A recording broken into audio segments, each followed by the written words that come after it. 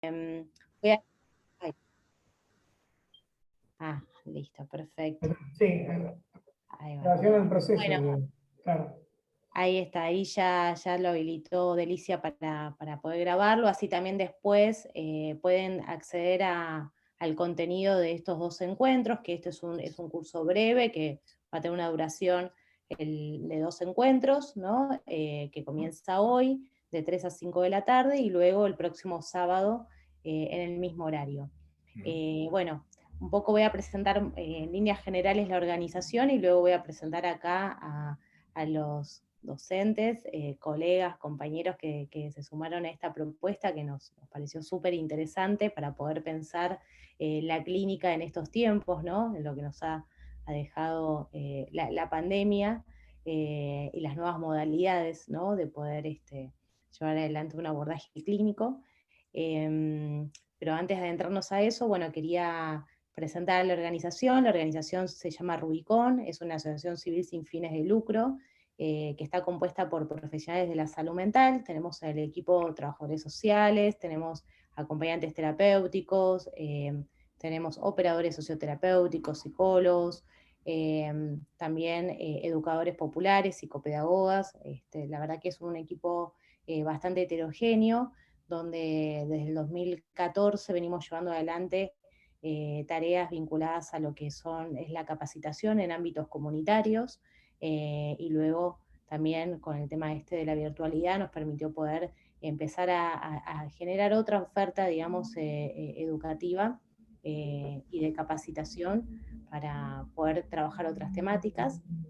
Después también, bueno, tenemos un área de asistencia donde ahí llevamos adelante un trabajo clínico y también ahí está incorporado los trabajadores sociales, principalmente, bueno, Delicia, que hoy nos acompaña, ella es trabajadora social, es vicepresidenta de la asociación, y en general lo que hacemos es establecer un primer contacto con las personas que se acercan y luego hacer una derivación acompañada a algún efector público o privado de salud, o en su efecto brindamos tratamiento para las personas que vemos que pueden sostener un tratamiento virtual o que se pueden acercar a algunos de los espacios presenciales.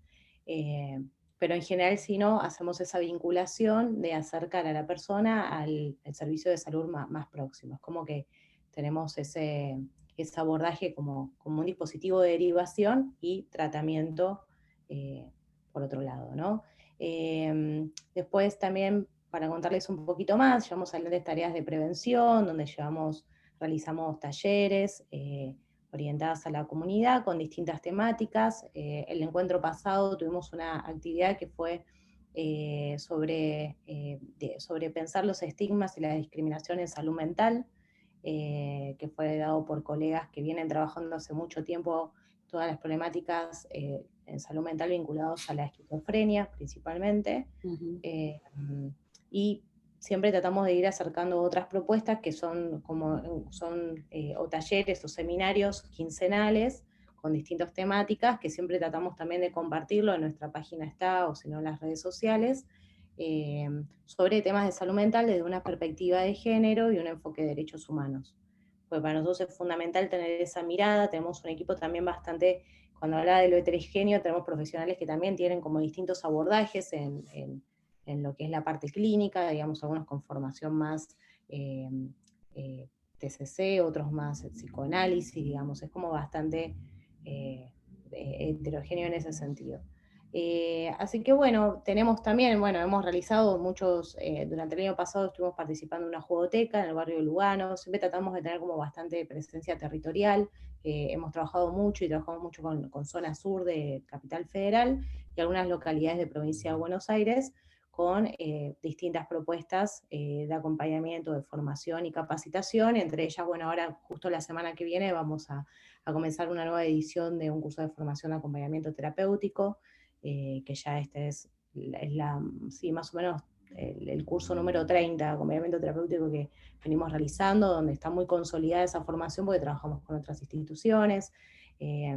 Después va a haber otro de operadores socioterapéuticos, digamos, bueno, venimos como haciendo varias actividades, pero bueno, sin extenderme más en todo lo que es la presentación institucional, ahí sí ya quisiera como poder presentar a los compañeros, a Cristian y a Diego, los dos son psicólogos, psicoanalistas, rosarinos, que vienen haciendo un trabajo clínico muy interesante. A Cristian, bueno, yo lo conocí en Rosario, sí, en APRECOD, Exacto. porque bueno, vinculándonos con el tema del abordaje de las problemáticas de consumo, porque también tenemos como mucho trabajo ahí realizado con eso.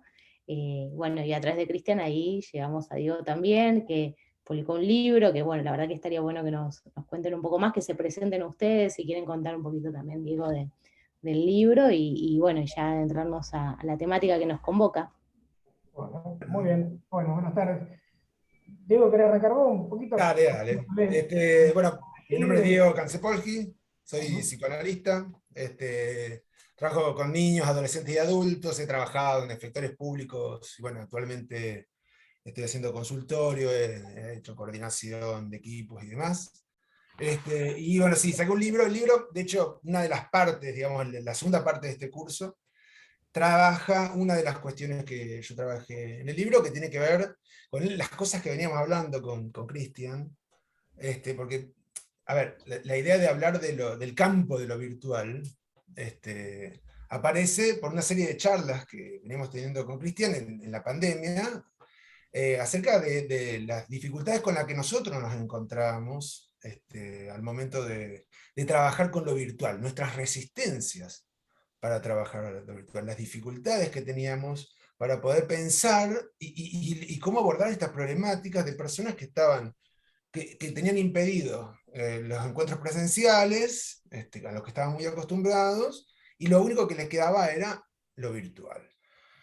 Entonces también nosotros veíamos que nos resistíamos nosotros que tendríamos que ayudar a estos pacientes, nos resistíamos a lo virtual, ¿no? Y estas resistencias no solo eran por nuestra neurosis, que siempre está en el trabajo que uno hace cotidianamente con los pacientes, sino también por lo dogmático de nuestra formación y el peso que tenía en nosotros, haciendo que demos muy poco lugar a lo novedoso que nos imponía el trabajo virtual. Es así que en estas charlas con Cristian tuvimos que repensar algunos conceptos con los que veníamos trabajando, la transferencia, bueno, un montón de los conceptos que algunos de ellos vamos a intentar abordar.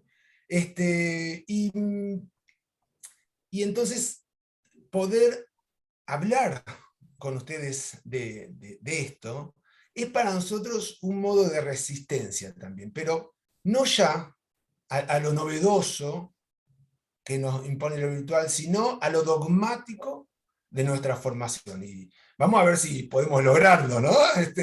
Si podemos vencer la resistencia que hay que vencer y resistirnos a lo dogmático, ¿no, Cristian? ¿Vos qué pensás? Exacto. Sí, sí, un poco cuando decidimos armar este curso, que va a constar de dos encuentros, este sábado y el próximo, el 14, en el cual ahí Diego va a tomar la palabra y va a poder hablar, va a trabajar su curso, está titulado Lo habilitante en la pantalla, y él ahí va a presentar un caso clínico y un trabajo con lo virtual con un niño. Me parece muy interesante. Pero el mayor punto que veíamos nosotros era este. Nuestra formación clínica en instituciones psicoanalíticas, nuestros propios análisis personales y probablemente nuestros espacios supervisionales no nos permitían a veces reflexionar y ser plásticos y adaptarnos a esto. Un poco hoy voy a tratar yo de presentar en este curso, en esta charla de hoy, voy a tratar de hablar con algunas cuestiones técnicas y otras más simplemente, pero me voy a focalizar en presentar cuatro casos, cuatro recortes clínicos que me parece que describen un poco lo que queremos transmitir. Que siempre es una transmisión a media, esa es la realidad. Uno no la tiene clara, justamente estoy abierto y Diego también, estamos abiertos a que todos podamos pensar esto, pero creo que la cuestión que no ha sucedido en la pandemia ha sido confrontarnos con ciertos dogmas, tanto por artículos que uno leía de algunos analistas, como también la propia experiencia, ¿no? Decir, bueno, ¿qué hago cuando el paciente solicita empezar a trabajar por videollamada o no? Y eso, en nuestras charlas, nos llevaba a pensar, bueno, en que cuando uno trabaja en la parte privada o en la parte pública, siempre hace un trabajo de sectorialidad, ¿no? Termina diciendo, bueno, esto es la salud mental y siempre queda circunscrito a la parte pública. Y lo privado, muchos colegas, y no sé si nosotros, pero por momentos pareciéramos que hacemos esa sectorialidad, ¿no? Lo privado no queda como si fuera parte del campo de la salud mental. Por eso, este curso está planteado en esto, en pensar la práctica, en el campo de la salud mental, porque es todo, público, privado, es todo el campo de la salud mental, no está diferenciado. Ahí yo creo que hay fenómenos también de un poco de la pandemia, y de cómo se vio la pandemia, porque los ministerios de salud y las distintas organizaciones estatales dieron consejos, dieron indicaciones, sugerían algunas cuestiones de salud mental, pero a nivel privado, ¿cuántos analistas o cuántos colegas cognitivos o gestálticos pudieron hacer intervenciones? Yo no escuché muchas. Probablemente después apareció un libro, que es de editorial, creo, de Letra Vida, y una serie de artículos muy interesantes, muy buenos, pero al principio quedó medio ahí separado. Entonces yo creo que tenemos que salir de esa sectorialidad, un poco acá apoyándome en lo que he charlado con Gaby en mi experiencia de gestión. A mí me tocó ser parte del armado de una agencia, de una institución de la provincia de Santa Fe, que trabaja justamente en prevención, promoción y tratamiento de lo que es consumo problemático. Y ahí uno tiene que pensar otras estrategias y pensar justamente esto, ¿no? Cómo a veces el concepto de la sectorialidad también afecta a la hora de pensar, bueno, el trabajo en lo virtual, cómo lo piensa alguien que solamente trabaja en lo público y cómo alguien lo piensa que solamente trabaja en lo privado, ¿no? Y ahí queda una cosa rara que no está muy clara.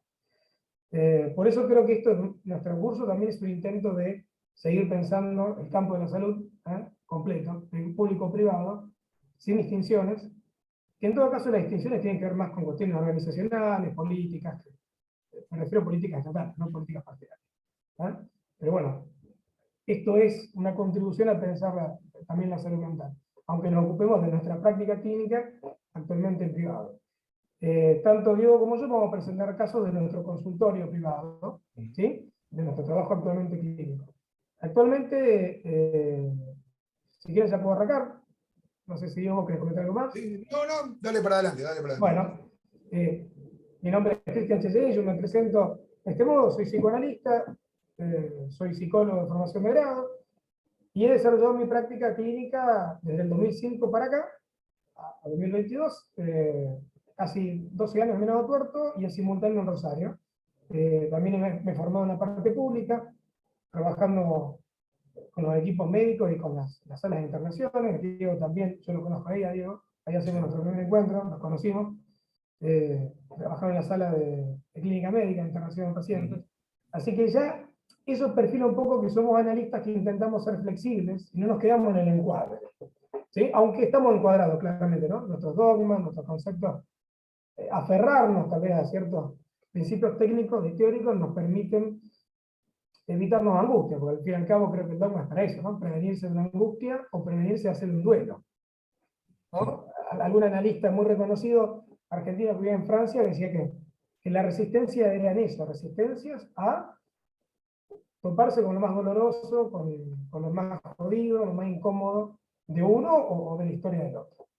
Entonces, bueno, un poco venimos por ahí. Y actualmente mi práctica se circunscribe a un sanatorio privado en Rosario, donde soy parte de un staff de neurología y neurocirugía, y mi consultorio privado con el cual voy a trabajar estas situaciones clínicas que me parece que apuntan un poco a ver, yo le puse un subtítulo, ¿no? Dice los videollamados en trabajo clínico en pandemia, pensando el acting out y las transferencias y los fenómenos transferenciales.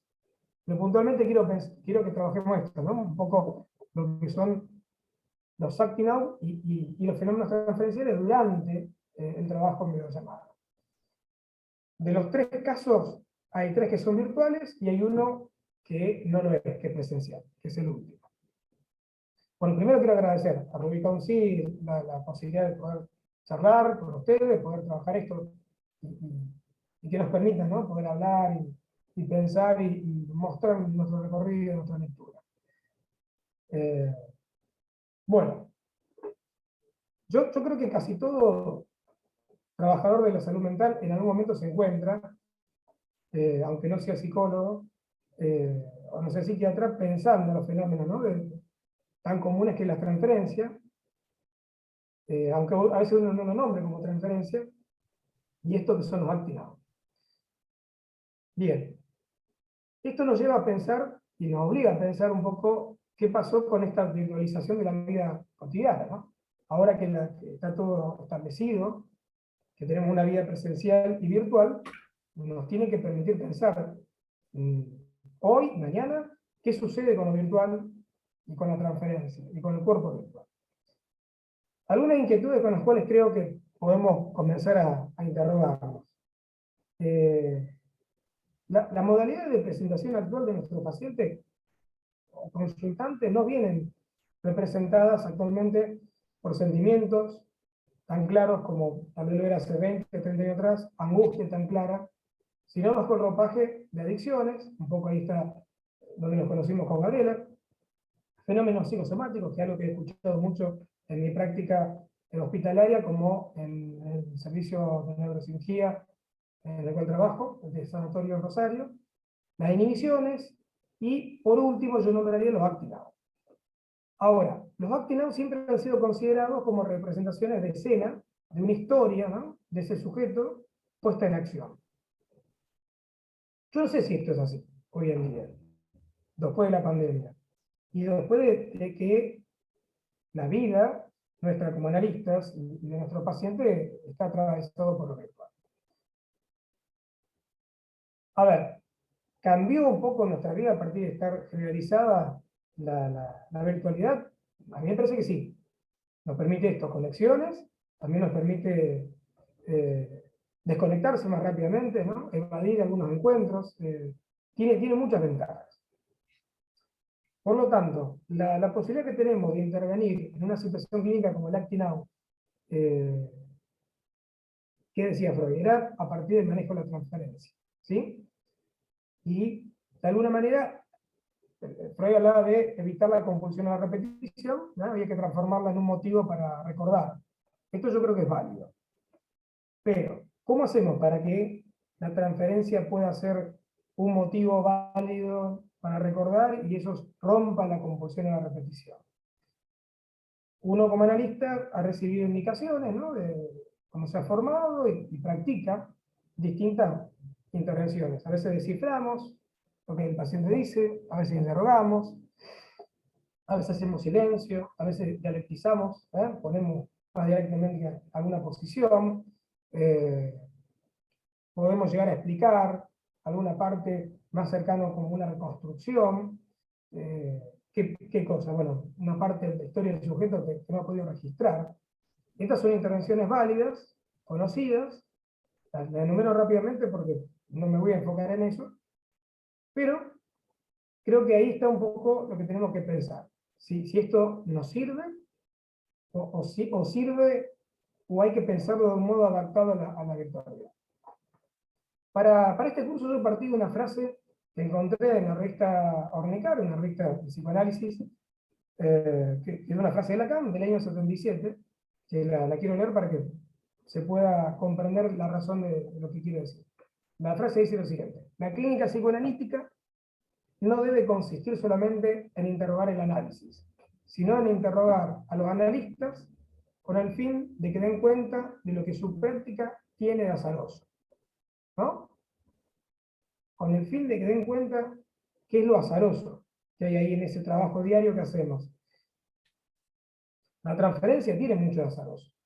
Que se instale, en qué momento se instala, qué hacemos con eso, ¿sí?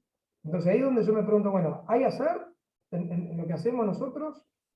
¿O eso que denominamos azar es lo que no hemos podido pensar con claridad, como decía Diego, producto de nuestros dogmas, de nuestras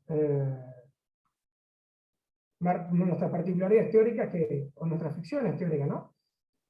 Que nos van delimitando como practicantes. Bueno, quiero comenzar con una pregunta, que es, ¿cómo diferenciamos un actinado de fenómenos transferenciales en una videollamada? Esa creo que es la primera cuestión a pensar. La otra pregunta que me hice entre este tiempo, en el diálogo que hacemos con Diego, era, bueno, ¿son todos acting out lo que no leemos en un contexto pandémico, virtual? Y hoy, ¿en qué lugar dar al contexto virtual? Ya que la virtualidad convive con la presencialidad, y además, como justamente charlábamos antes de comenzar con Delicia, ya no sé si esto es pandemia, ¿no? Independientemente de las definiciones epidemiológicas, la gente se comporta, interactúa, ama, vive, trabaja, ya casi como si no hubiera pandemia. Entonces, insisto, hay que pensar la transferencia de lo virtual, el cuerpo virtual del analista, ¿no? ¿Qué sería eso? Cuerpo del analizante, lo virtual de diferentes ángulos, para no quedarnos, de alguna manera, pensando que esto fue un fenómeno raro, de 2 años, y se terminó. ¿Y por qué? Porque el consultorio de los psicoanalistas no es un teatro o un cine donde uno selecciona qué entra y qué no entra, sino al revés, es un lugar para lo nuevo, para lo múltiple, para que las distintas formas de comunicación puedan aparecer, y creo que hay que darle lugar. Eso es lo que intentamos un poco con lo que vamos a trabajar con Diego en estos 2 encuentros. Yo tengo la disfonía crónica, así que cada tanto tengo que tomar agua. Bueno, ¿por qué hay que darle lugar? Porque los pacientes asisten y a veces deciden voluntariamente, ¿no? Trabajar por videollamada, pues es mucho más práctico. ¿Qué me ha pasado a mí?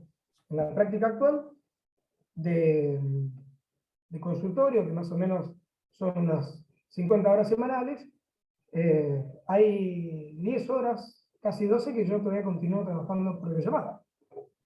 Y a estos pacientes les es muy beneficioso trabajar por videollamada.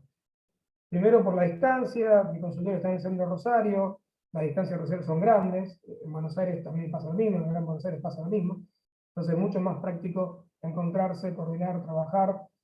Una dificultad que uno cayó en la cuenta en la pandemia fue que no siempre hay plata en los cajeros automáticos, entonces la virtualidad permite hacer transferencias, ¿no?, de honorarios, o acordar eso, charlarlo, tiene sus pros. Me parece que eso sigue de un modo virtual, un modo mixto ahí funcionando y trabajando. Los que trabajamos un poco con estos fenómenos que nombré antes, de consumo problemático, presentaciones de fenómenos psicosomáticos, estamos un poco siempre con una mirada más social, porque la subjetividad se produce en un contexto social, se produce en una sociedad y se produce en una cultura, ¿no? No podemos pensar el sufrimiento ajeno a eso. A lo mejor ahí está el error del dogmatismo teórico que ha habido a lo largo de muchos años, tanto en el psicoanálisis como en muchos campos de la salud mental. Dogmatismo también de pensar que solamente los psicólogos, los psicoanalistas, los psiquiatras somos la salud mental, ¿no? Dejando de lado enfermeros, trabajadores sociales, asistentes sociales, acompañantes terapéuticos, ¿sí?, operadores, comunitarios. Hay toda una serie de actores que siempre quedan invisibilizados, por esto que un poco al principio decía la sectorialidad que también atraviesa la práctica.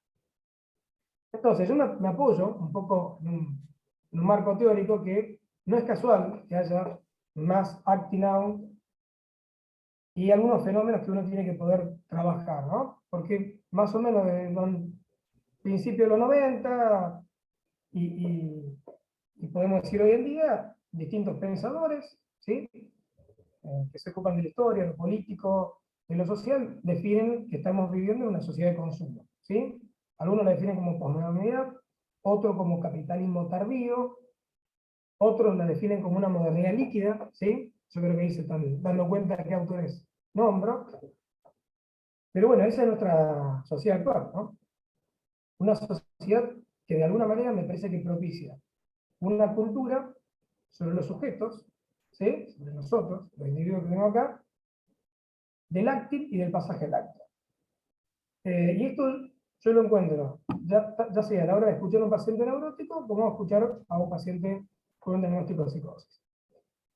Son distintos empujes que de alguna manera están más marcados en esta época, y también son productos de un modo particular de producción subjetiva, ¿sí? De cómo se están armando la cabeza de las personas actualmente.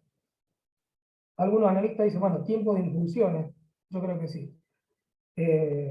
Daniel Sibony, un analista francés, en un texto de los años 90 y pico, casi 2000, él insistía que estos fenómenos se pueden llegar a dar con mayor notoriedad hoy en día porque ya no estamos en la sociedad neurótica que describía Freud en el Malestar de la Cultura, sino que estamos en una sociedad más de perversa. El texto que hago mención se llama Perversiones, de Daniel Sibony, y ahí me parece que ya hay un marco que nos permite pensar por qué ya no hay tantas formaciones del inconsciente, ya no hay tantos lapsos, fallidos, angustias tan claras, ¿no? De por qué vengo a consultar, tanto sea en la parte privada como en la parte pública. Y al mismo tiempo he podido constatar, durante la pandemia, un fenómeno donde se paralizó y se expulsó de la vida nuestra y de muchos sujetos, en este caso hablo de mis pacientes, donde se paralizó y se expulsó la vida emocional. ¿Sí? Lo que pasaba, lo que sentían, los deseos, los anhelos, todo eso quedó ahí paralizado y expulsado. Entonces yo me pregunto, ¿hacia dónde fue eso que se expulsó? ¿Dónde vemos puesto eso en escena, eso que fue expulsado? Bueno, lo vemos en las acciones de la vida cotidiana. Y ahí volvemos a encontrarnos con que se ven las acciones de la vida cotidiana y estamos en una sociedad que nos empuja a un consumo, que empuja a impulsiones, que empuja a vivir sin hacer duelos, al mismo tiempo nos contrasta con un momento, una situación bastante angustiante, donde uno se deprime, podemos encontrar eso, pero no hay recursos, no se apuesta la palabra, no se apuesta el otro, para poder empezar a ponerle palabras, simbolizar estas cosas que suceden. Entonces, yo encuentro que estamos manejándonos entre tracciones, empujes, tensiones, arrastres, y todo eso genera que haya más acting y posible pasaje al acto, más que en otra época, tal vez. Y no lo circunscribo a los 2 años de pandemia, crítica, cruda, sino también al hoy. Estas últimas afirmaciones me parece que tienen un punto de importancia.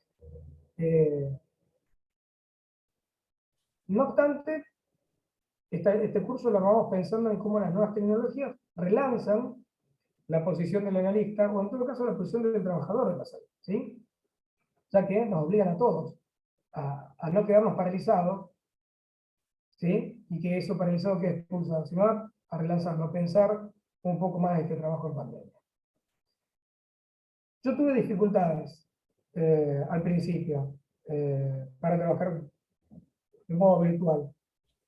Sí recuerdo que en el año 2012-2015 ofrecí a los pacientes que se habían ido al exterior trabajar, pero no se pudo llevar a cabo. Yo comencé a trabajar plenamente de modo virtual el 19 de marzo del 2020, declarada fase 1. Trabajo con todos los sistemas, Skype, Google Meet, Zoom, WhatsApp. Son distintas plataformas que me han permitido aprender y volverme más plástico y más flexible y poder seguir alojando el sufrimiento de los consultantes y de nuestros analizantes. Bueno, voy a pasar ya directamente a hablar de la primera situación clínica, así podemos ir trabajando más en unas cuestiones. Bueno, la primera situación clínica se da ahí nomás de comienzo de la restricción de la fase 1. Es una joven que yo empiezo a ver en el consultorio, y a las 2 semanas se declara la fase 1, por lo tanto yo digo, bueno, trabajamos por videollamada. Esta sería la primera paciente de ese periodo, ¿no? Con la cual yo tenía que trabajar por videollamada, y ella se rehúsa. Me dice que no quiere trabajar por videollamada. A mí, ya que ella se haya rehusado no me gustó. Porque los analistas sentimos también, ¿no? Nos pasan cosas. ¿Sí? A veces uno no lo dice, pero... ¿Pasa? Claro, todo el tiempo estamos Ya. sintiendo cosas. O por lo menos mi intención es poder mostrar que nos suceden cosas, que no las tenemos tan claras. Absolutamente. ¿Por qué? No me gustó. Pues yo veía que si alguien ya no quiere trabajar por videollamada, me preguntaba qué quiere hacer esta persona, ¿no? No la puedo nombrar como paciente porque todavía no habíamos comenzado un trabajo, ni analizante, habíamos hecho un par de entrevistas. Entonces le pregunto, bueno, le ofrezco esto que acabo de nombrar, ¿no? Skype, Google Meet, Zoom, WhatsApp, videollamada, me dice no. Solamente, dice, yo podría escribir por WhatsApp. Ahí más todavía cayó una especie de cansancio abrumador sobre mí, que eso fue lo que sentí en ese momento, y obviamente yo creo que ahí se activaron estas resistencias, ¿no? Como analista, producto de algunos dogmas teóricos, ¿no? Que estaban operando en mí. Entonces, bueno, a pesar de eso, pacto una hora un día, empezamos la sesión a chatear. Durante los primeros 10, 15 minutos a mí me costaba mucho soportar el proceso de preguntar, ese tiempo ahí de que escribe el otro, yo poder leer con atención, ¿no? Lo escrito, y repreguntar, ¿no? Estaba bastante, no ofuscado, pero sí cansado, haciendo un gran esfuerzo físico para poder sostener eso. Y no era por la hora, porque no era un paciente de las 8 de la noche, sino que era un paciente de media mañana, así que se supone que tendría que tener el cuerpo lo suficientemente descansado. En un momento de lo que ella va escribiendo, hay un error de tipeo, y yo ese error de tipeo no lo leo como error de tipeo, sino que directamente lo leo como algo que hay que preguntar. Hago una serie de preguntas sobre ese error de tipeo, y ahí ella me plantea algo que yo no me había dado cuenta en las 3 entrevistas presenciales que habíamos tenido antes de pasar a la virtualidad. El motivo de su consulta tenía que ver con su sexualidad. ¿Sí? Y ahí yo entendí algunos de los rubores que ella tenía en las entrevistas, ¿no? Unas ruborizaciones, momentos de vergüenza, momentos donde ella se sentía como abrumada y desnuda, ¿no? Si tenía que hablar de algo, en esa entrevista todavía no hablaba. Entonces, ¿yo qué hago en ese momento cuando ella me plantea que esto pasa por algo sexual que le viene sucediendo? Le sugiero, bueno, mandarme audios, empecemos a trabajar con audio de WhatsApp, así por lo menos tenemos un poco más de dinamismo, ¿no? Yo insistiendo en eso del dinamismo, querer salir de ese cansancio. Entonces, lo que ella me dice, no voy a mandar audio, y me explica escrito, dice, y dice esto, dice, si mando audios, mi familia me puede escuchar y mi familia se va a enterar que yo soy homosexual. ¿Qué pasó ahí? Las molestias estas que yo venía sintiendo se fueron. Toda esa especie de cansancio, enojo, de lo tedioso de tener que escuchar, y leer, y que no puedo escuchar, no puedo ver, desapareció. Y empecé a sostener un diálogo, ¿ah? Escribiendo, preguntando, por chat, de casi 40 minutos. Esa dinámica la pudimos sostener el primer mes y medio, que implicó la fase 1 acá en Santa Fe, Rosario, de restricciones, porque nosotros en mayo, a mediados de mayo, pudimos volver a la presencialidad en los consultorios, aquí en Rosario. Y ahí fue donde le propuse a la paciente retomar la presencialidad, y ella, y hoy en día que está en análisis, trabajamos de modo presencial, pero cuando hay alguna dificultad, trabajamos por el modo virtual. ¿Mm? Ahora, lo que es evidente es que si yo seguía insistiendo con los audios, con los videos, esta verdad subjetiva de ella, ¿no? Lo que le estaba pasando con su sexualidad, nunca hubiera salido y hubiera seguido siendo sofocada por estos prejuicios familiares bueno, que fue el motivo de consulta de esta paciente. La segunda situación clínica que quiero presentar es de un paciente que ya llevaba un año de trabajo de análisis en consultorio también, presencial, declarada la fase 1 y ya llevando tal vez una semana trabajando virtual, ya estoy un poco más flexible, más canchero. Entonces le digo al paciente, bueno, que comencemos a trabajar.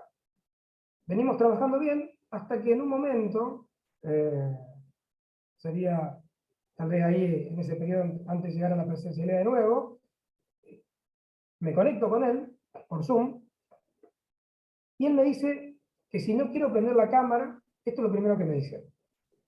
Si no quiero prender la cámara, no hay problema, que está todo bien. Yo nunca caigo en la cuenta de que mi cámara no está encendida, o no sé si es ese desfasaje, ese delay, que existe a veces en los software. Y automáticamente le pregunto, ¿a quién no estás pudiendo ver y estaría todo bien? Y ahí ya estaba conectada la cámara. Cuando yo hago esa pregunta, este paciente, que lo voy a nombrar Gaspar, no es un nombre, pero de este modo lo voy a nombrar, me empieza a contar que se estaba enamorando de una chica que no estaba pudiendo ver justamente por las restricciones, y empezamos a trabajar un poco la angustia que implicaba estos desencuentros por esta coyuntura. Y en simultáneo las ilusiones, ¿no?, que le generaba a él este nuevo amor y este potencial amor. Que no es menor, porque Gaspar comienza su análisis conmigo un año antes, justamente por un duelo de una relación amorosa. Y esto se estaba ahí de nuevo poniendo, digamos, en actividad, moviéndose todo esto, en ese momento tan complicado que fue el periodo de marzo, abril, mayo del año 2020. La tercera situación clínica, después si voy muy rápido volvemos, tiene que ver con una paciente que desde el principio del tratamiento trabajamos por videollamada. ¿Por qué? Porque ella me la derivan en el periodo de marzo, casi finales de marzo. Entonces ahí decido comenzar con videollamadas con ella. Además, es una paciente que tiene una discapacidad, tiene certificado de discapacidad también, y en ese momento, por los criterios restrictivos de la pandemia, los cuidados eran muy complejos que se pueda acercar al consultorio. Bueno, enseguida, ella y yo acordamos esto, ¿no?, trabajar por videollamada. Tiene una serie de patologías y que le genera una discapacidad muy grave.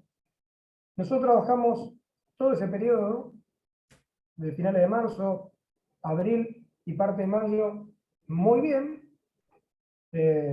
Dada por su condición médica, teníamos que continuar trabajando. Veníamos trabajando puntualmente los viernes en la tarde. Y en el periodo de más o menos agosto-septiembre, en una sesión puntual, yo la llamo para comenzar la sesión y nunca se conecta.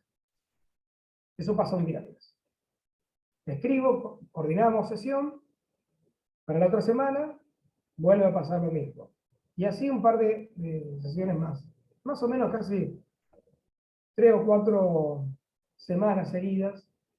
No respondía, coordinaba, pero no estaba ahí al encuentro virtual que le estaba proponiendo. Yo ahí entendí que algo se me estaba escapando, algo que quiero decir puntualmente la transferencia. Y como esta paciente la trabajábamos en equipo, con una psiquiatra con la cual vengo trabajando desde el año 2008, decido llamarla a la colega, a la psiquiatra, para poder plantearle si ella le estaba pasando esto y poder pensar entre los dos qué se me estaba escapando. Entonces la psiquiatra me plantea algo que yo no había logrado escuchar, y creo que no lo había logrado escuchar, y me parece que ella además tampoco lo había planteado, que era que el papá de esta paciente, que la voy a nombrar como Julia, le hacía algo parecido a ella. ¿Sí? Era un papá que acordaba un encuentro, pasar a buscarla, verla y desaparecía. Una y otra vez. O sea, el padre la dejaba colgada, que eso era la palabra que yo usaba para describir lo que sentía, ¿no? En ese momento que ella no podía llegar a la cita, ¿no?, al encuentro de esta videollamada. O sea, su padre la dejaba colgada infinidad de veces en la vida. Entonces yo ahí me di cuenta de que era Julia ahora la que abandona, o sea que de alguna manera hay una satisfacción ahí por realizar un abandono al otro, en este caso a mí, faltarle al otro, desaparecer, ¿no? Y ahí me parece que pone en funcionamiento algo, diríamos, más en términos lacanianos, la falta en el otro, ¿no? Pero es muy probable que esto que yo no pude entender hasta que me dijo esto la psiquiatra y ahí hice algunas intervenciones, yo haya, como analista, actualizado esa posición de ella, ¿no? Esta posición de Julia de querer abandonarme o abandonar ahí. Luego que yo pude insistirle en que pensara por qué no podía conectarse, por qué no me podía escribirme y explicarme y explicar, ¿no? Y yo lo escuchaba que decía explicarme, cuando en realidad decía explicar por qué no había podido encontrarse conmigo. Ella pudo recuperar esto, dice, uy, yo me siento como mi papá, y bueno, pudimos trabajar por videollamada todo el año 2020 y parte del 2021 también, y luego trabajamos un tiempo de presencialidad sin ningún tipo de fenómeno así que se sucediera. Bien, entonces, ¿cuándo intervenir en los fenómenos transferenciales y evitar que esto termine siendo un acting, es decir, algo que no fue leído en sesión, y en este caso por mí, o por un analista, o por alguien que esté escuchando? Y me pregunto, lo que se repite, ¿es un acting? ¿Es un acting out realmente? ¿Estaría involucrado ahí el sujeto y aquello del síntoma que pone en su cuerpo? ¿Estamos ante un fenómeno que toma su potencia realmente en la repetición a partir de la pulsión? Yo acá hago una distinción entre acting out y fenómenos transferenciales, y fenómenos transferenciales no es un concepto mío para nada, yo no he inventado nada. Es decir, fenómenos transferenciales es un término que uno puede rastrearlo, si quiere, figura en un texto de la transferencia, de Paul Lansum. También lo he encontrado en un viejo texto sobre la transferencia, teoría de la transferencia, de Neil Lagasse. También la escuela inglesa, a veces lo utilizaba, y a veces las traducciones desaparecen, ¿no? Pero un poco lo que quiero denominar como fenómenos transferenciales es cuando ya hay una transferencia instalada, ¿sí? O algo de la transferencia se está instalando, son las formaciones del inconsciente que se dan en ese momento, ¿no? Esos lapsus, los actos fallidos, la transferencia positiva, ¿no? Esta sobreestimación al espacio analítico que puede estar teniendo el paciente, el amor al analista, obviamente, también, ¿no? Es parte de la transferencia positiva. Y algo que he encontrado que es la intelectualización del espacio analítico, que eso yo lo he escuchado y lo he visto, y yo intervengo ahí, porque esa intelectualización del espacio analítico no permite realmente ocuparse de lo que hay que ocuparse, ¿no? Que es el sufrimiento de ese sujeto. Termina siendo como un intento de charla intelectual y no lo es. Y obviamente los fenómenos transferenciales también contemplan todos los fenómenos de lo que se denomina transferencia negativa, ¿sí? La respuesta negativa terapéutica, el aburrimiento, ese aburrimiento que pueden sentir algunos pacientes, o cansancio, o ese silencio, ¿no? Al momento de tener que hablar sobre lo que le está pasando, sobre lo que están pensando. Por lo tanto, todo lo que se puede poner en palabras y repensar, después de una intervención clínica, y que eso dinamiza que el tratamiento continúe, podemos decir que son los fenómenos transferenciales que se están dando en esa situación. Entonces, fíjense que yo en estas tres primeras situaciones planteadas, y acá quiero plantear mi manera clínica, ¿no? Se pone en juego una particular predisposición a insistir en mi escucha. Yo digo insistencia del analista, ¿no? Que creo que es efecto del analista, del deseo del analista, y es un efecto del analista, pero parte de una disposición afectiva, afectiva mía, de tratar de leer los significantes que se actualizan en la transferencia, ¿sí? Eso que se está reactivando, esas palabras, esos verbos, que se reactualizan en la transferencia, y no retroceder ante ellos, Porque si retrocedo, se estanca la cura y ese paciente no está pudiendo pensar ni recordar ahí donde debería recordar. ¿Mm?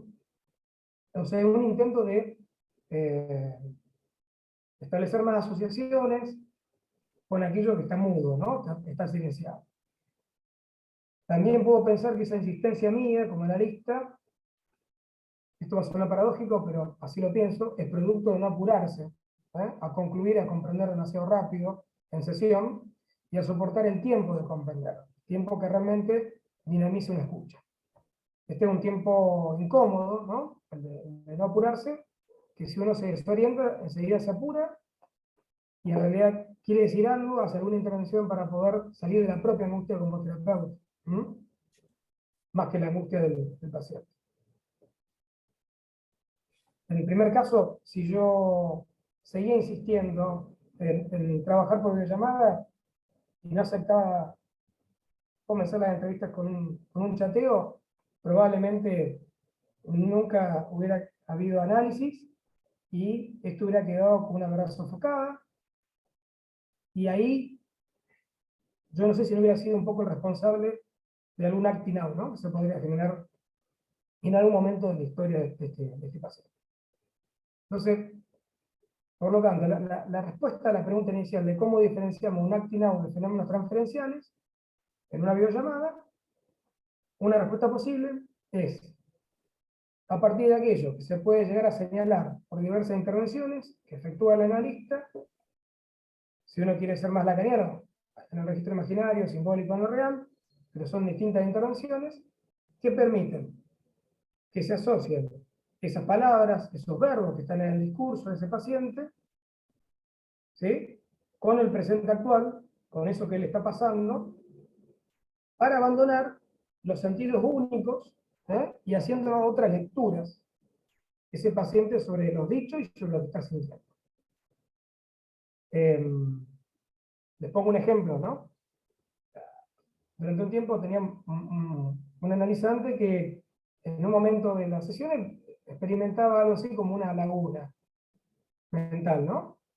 Y yo siempre lo invitaba a que cruzara la laguna, intentara cruzar esa laguna, o meterse en esa laguna. Cada vez que yo hice esa pequeña intervención, imaginaria, ¿no? Porque estoy apuntando a que él ponga en juego ahí algo del cuerpo, se restablecían las asociaciones, él podía hablar y podía ver que esa laguna tenía que ver con una inhibición física que se le manifiesta en varias circunstancias de su vida cotidiana.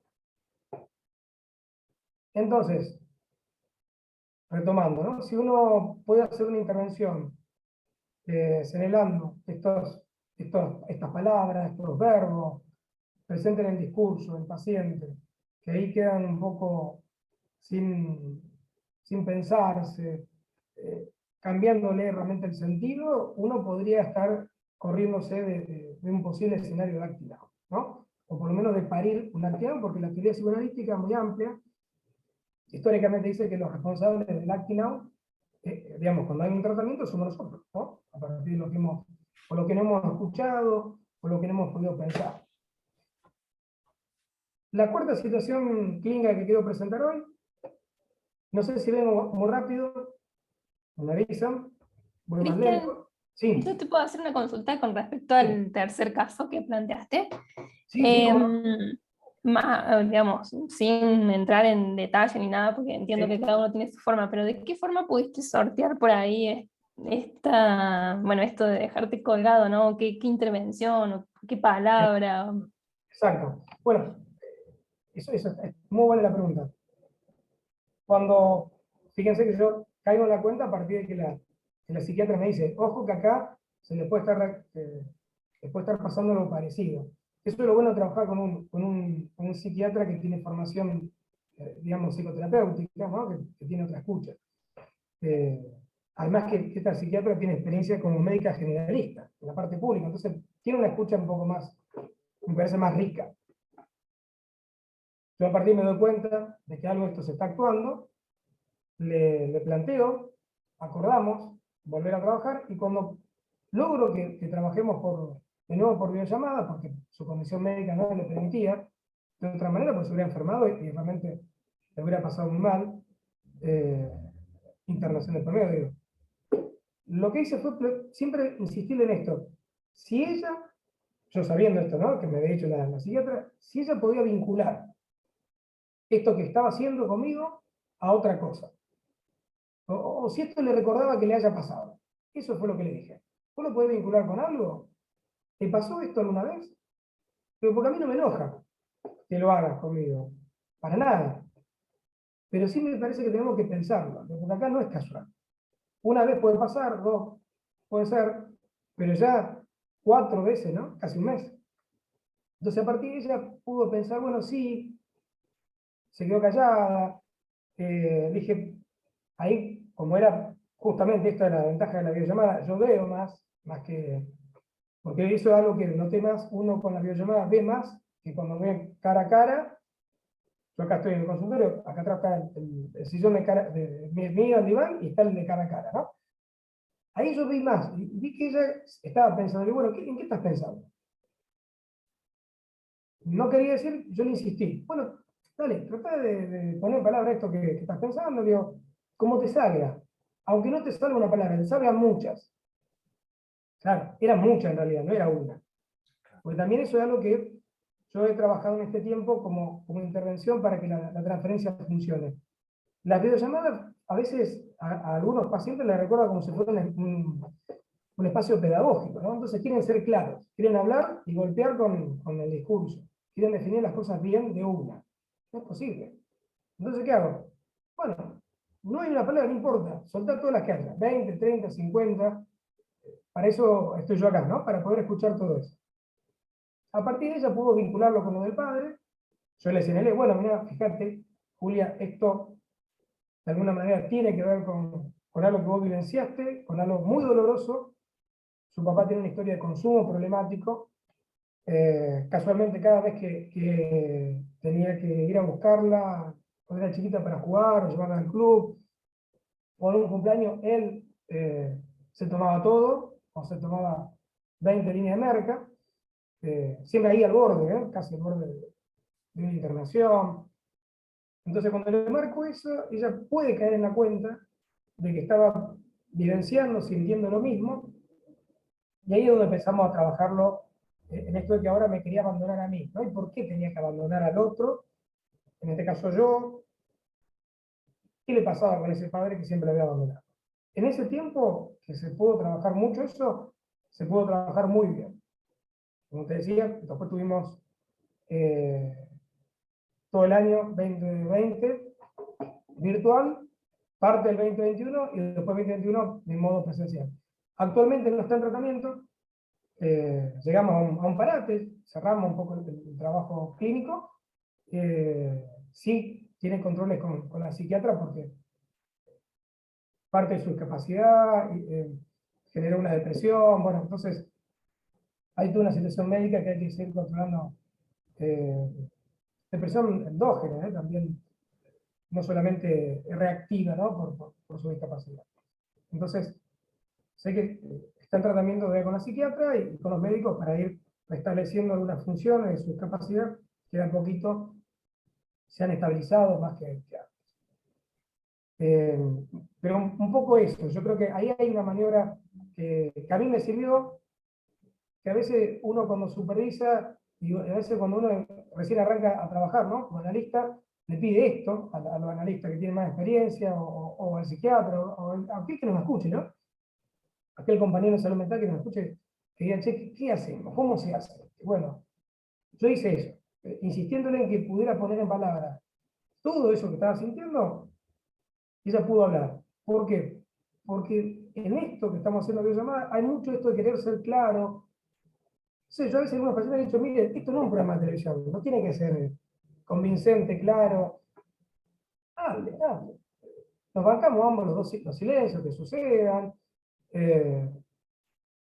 No hay que apuntar por ese lado. No sé si... Perdón, y hago una Sí. pequeña acotación nomás. Muy interesante que tu intervención haya sido abrir ahí, porque la tendencia, lo que nos han transmitido, la formación, y uno lo puede escuchar en muchos psicoanalistas, es todo un kit. de modos de comprometer al paciente con el tratamiento, marcando la importancia de la asistencia, ¿no? Es más, uno escucha por ahí, bueno, ¿qué hago? ¿Le cobro o no le cobro la sesión que no vino? Están más preocupados, digamos, por todo ese armado, Sí. que por escuchar lo que está generando esa ausencia. Y mirá lo que cargaba esa ausencia, ¿no? Esto es algo fundamental. Exacto. Sí, sí, sí, Perdón, sí. eso no. No, no, está excelente la intervención, Diego, porque justamente permite esto, ¿no? Que podamos corrernos de algunos dogmas o de algunos encuadres.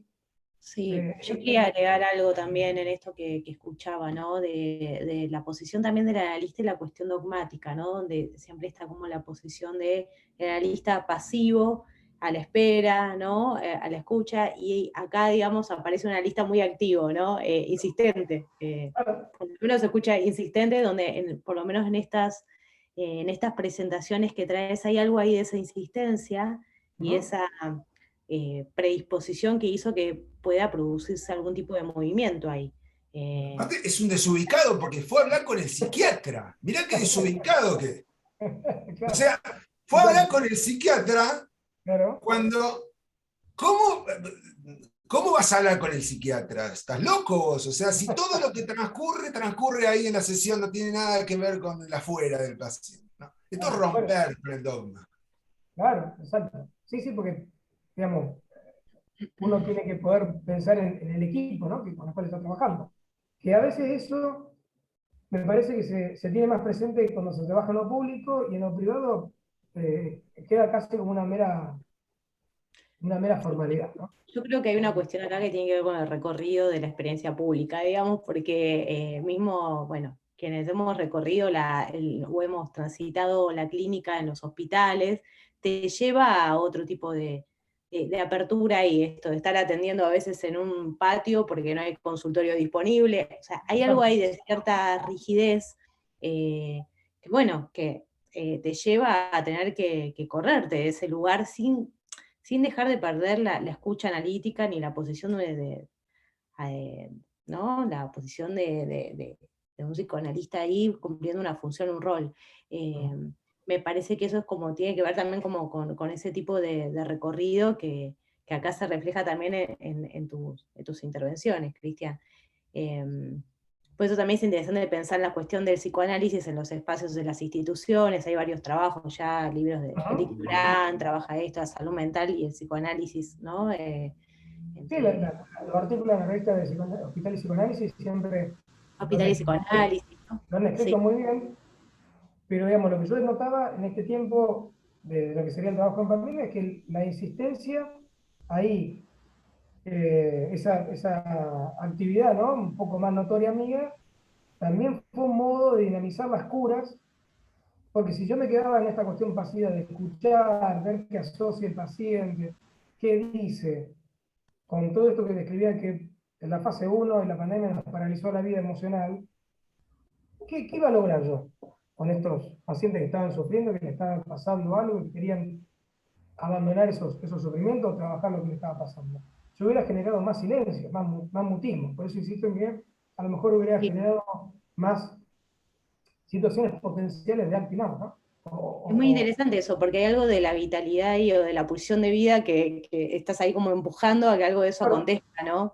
Es un claro, poco con el igual, trabajo con los adolescentes que en consultorio, que el adolescente en general es como más retraído, digamos, o más, ¿no? No todos, ¿no? Pero en algunos casos, y como ahí el analista tiene que estar un poquito como más activo ahí en eso para poder propiciar claro, algo ahí. claro, Me parece muy Te quedás interesante. esperando, ahí el significante fuiste, digamos. No, y, ¿No? le- y Un no, adolescente. tiene un estado de angustia terrible, porque claro. quizás ¿no? Digamos, el sujeto ahí no está, digamos, No puede. pudiendo decir algo. Me Claro, parece muy interesante esa lógica que vos adoptaste ahí en un momento donde todo era muerte, toda la pulsión mortífera circulando y aparece, digamos, un analista ahí desde un lugar pulsionando algo esto, ¿no? exacto. Porque me parece que ese era el modo que uno podía eh, poner un poco más de vida ante tanta muerte. Eso fue un razonamiento muy consciente que tuve en claro en ese momento, tan complicado para todos, ¿no? Y también quería preguntarte algo, Cristian, si vos los dos primeros casos, pues vos hablabas del azar al inicio de tu presentación, y la virtualidad, y si en los dos primeros casos hubo algo de esto del azar, digamos, o de la contingencia de las tecnologías, ¿no? Vos decías, bueno, en el primer caso hablabas de esto, de la videollamada, o sea, de que habían empezado la presencialidad y después vino la pandemia y sí o sí la única opción que había posible para sostener el tratamiento era la virtualidad. Eh, Más allá de que, bueno, en un principio estaba la resistencia ahí operando y cómo aparece ahí la posibilidad de la escritura, ¿no? Donde también la escritura tiene otro peso al pensar cada palabra como analista, qué decir ahí, ¿no? Y que esta paciente pudo decir algo a través de esa manera. Si no hay algo ahí de esto del azar, de esa situación de contingencia que también propició en que se pueda producir ahí un movimiento. Y en el segundo caso también hablabas esto, contabas esta situación donde esas situaciones de abandono, ¿no? Del espacio de esta consultante, ¿no? Bueno, ya paciente ahí o analizante. Yo me partí de la frase de Lacan porque creo que hay algo de hacer, sí, pero también eso que parece azaroso es lo que no hemos podido pensar. No hemos podido lograr ponerle palabras, formalizarlo, ¿no? Definirlo. Y bueno, probablemente el trabajo diario nuestro está plagado de cosas azarosas que no son azarosas, que se deben a esto, a que uno tiene que poder pensar un poco más. Tal vez si yo me quiero apoyar mal en lo que ha planteado Lacan, sí, el azar ahí sería una cliché, ¿no? Algo, un desencuentro, la aparición de algo que no estaba calculado, pero en la historia del psicoanálisis siempre la transferencia también es eso, es algo que aparece, ¿no? Abruptamente, azarosamente, no está al principio, no está en la primera entrevista, y Freud cómo definía la aparición de la transferencia como una detención de asociaciones, ¿no? Un momento donde el paciente ya no hablaba más. Creo que en ese momento yo estaba muy atento a esto, a que si uno no escuchaba, no se abría, realmente deteníamos no solamente las asociaciones, sino que podíamos llegar a detener la vida pulsional de alguien, me parece, ¿no? Termina uno sufriendo y anda a saber qué hace con eso después. Para eso tuviste que dar lugar al desencuentro. Claro, exacto. De alguna manera sí. De alguna manera sí. La cuarta situación que quiero contarles, yo la defino como un acting out, ¿sí? Un acting out posible. Acá ya estamos en un acting out. Y elegí un acting out que no pone en riesgo al paciente, porque también estamos acostumbrados que en las presentaciones clínicas siempre son situaciones ahí riesgosas, no son pasajes actos, sino no serían acting out, pero son acting out donde el paciente puede, bueno, se pone en peligro algo en su vida, ¿no? Esta cuarta situación, que a mí me parece que describe bien, y después un poco con la lectura teórica que hago, describe bien lo que es un acting out, es un poco así. Este paciente tiene que ir a sesión, a la mañana, y en un momento, en vez de tomar el recorrido para el consultorio, termina dirigiéndose a su casa. ¿Sí? El trabajo de este paciente era algo que estábamos trabajando en las últimas semanas, porque el trabajo se le había vuelto un escenario muy angustiante, se había generado crisis ya panicosas, ¿sí? Por lo cual ya creo que en ese momento había empezado a pensar en él, y yo también un poco lo había acompañado en que consultara tal vez con un psiquiatra para ver si era necesario una medicación. Entonces el paciente, en vez de ir al horario de sesión, termina yendo en ese horario al trabajo. Se da cuenta que está yendo al trabajo, cuando llega al trabajo, ahí cae en la cuenta que tiene que ir a sesión. Creo que salió con 20 o 30 minutos de ventaja normalmente, entonces esos 20 minutos le permitió llegar al consultorio y pudimos tener nuestra sesión presencial. La sesión duró unos 45 minutos. Recién al final de la sesión, este paciente me comunica que se había extraviado yendo, ¿sí?, de su casa acá. Yo escucho eso que me comunica que está extraviado. Entonces yo ahí le pregunto, pero ¿realmente te extraviaste, como vos decís? ¿Te perdiste o voy a algo más acá? ¿No?